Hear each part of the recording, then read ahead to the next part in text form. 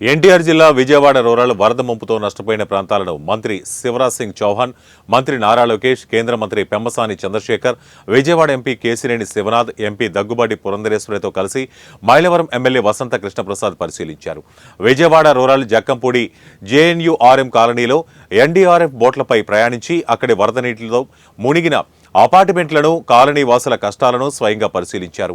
దాదాపు గంటన్నర పాటు వరద నీటిలో ముంపు ప్రాంతాలను కేంద్ర మంత్రి పరిశీలించారు.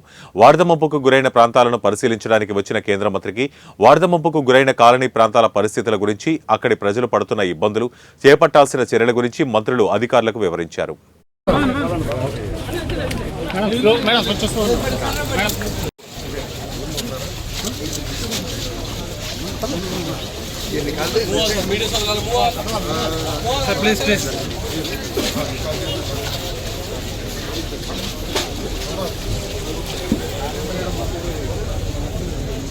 మేడం మీరు ఎందుకు వచ్చాను మేడం?